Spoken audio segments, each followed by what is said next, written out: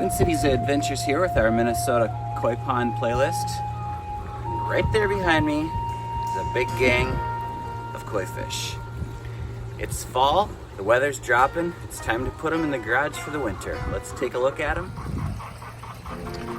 Here are the koi fish, most of them anyway. We also have a koi cave that is under there that is humongous. It's about 3 feet deep, 3 feet wide, and 3 feet tall. So a lot of them go under there and sleep or hibernate, but it's not deep enough for the Minnesota winters because that would freeze solid. We built a shallow pond on purpose here because we wanted to enjoy looking at our fish all year round, except for in the winter.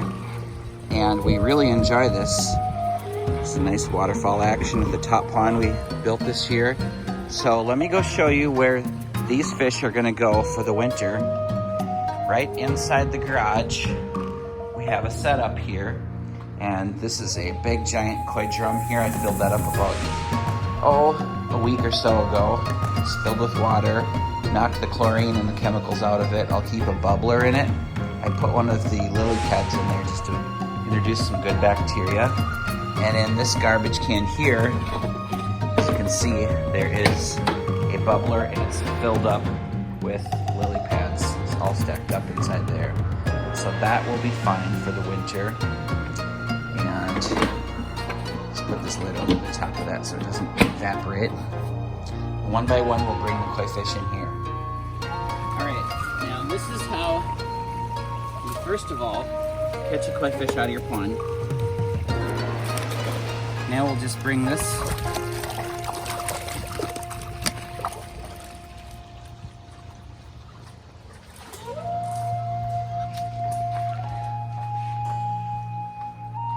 right inside and let him go in the garage. And that's where he will hang out for the winter. There we have it. There are 14 koi fish in there. This bubbler, I'll just keep it anywhere really, it doesn't matter where that goes. And then I have a net that, this is just like tomato netting. I'm gonna clamp that over the top of it. That way, just in case anybody gets a wild hair and wants to jump out, they cannot. And this is an attached garage, so it doesn't get that cold in here, but if it does reach freezing in here, I have this heater that I can plug in and it floats. I'll show you what that looks like. It floats just like that, and I can plug that in, and that will keep the top layer from freezing. But it should be pretty good being adjacent to the house and with the bubbler going in there. So you'll just use these nice clamps and clamp the netting on just like that. So this is how we treat our water in our koi pond all year round, as well as the koi drum in the garage for the winter. This is Chlorine Remover Plus. This is a 16-ounce bottle and it treats up to about 2,000 gallons.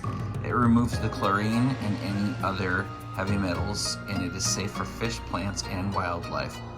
I'll add a link of where you can buy this below the video. I purchased this off of Amazon, and it is really nice to be able to just order this and have it delivered to your house 2 days later. I will also add a link to Algicide, so that removes string algae and any other algae blooms in your tank or your koi pond, and it's also safe for plants and fish also. There we have it, 14 koi fish chilling out in the garage with one lily pad plant and a bubbler, and as you can see here is the netting on top so nobody can jump out. And I really like having this in the garage. I've tried having it in the backyard in the shed, but you can't really monitor it as closely.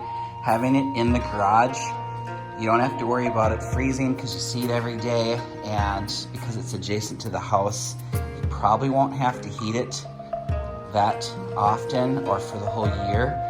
And you can see if it does start to freeze over, you can plug in your heater, and this way you can also just dump buckets of water in there and refill it if it evaporates too much. So that is where we winterize our koi fish in Minnesota. And now back here in the pond, all we have to do is unplug the motor for the water pump, and we'll wrap that up so that is out of the water and doesn't freeze. And then leave the water in and let that freeze solid, because you don't want to empty your pond out. You will get liner rot and it won't last as long. So in the springtime, we will empty this out, give it a little scrub down, fill it back up, and then we'll show you how we do our setup for spring. See you next spring. Thanks for watching Twin Cities Adventures.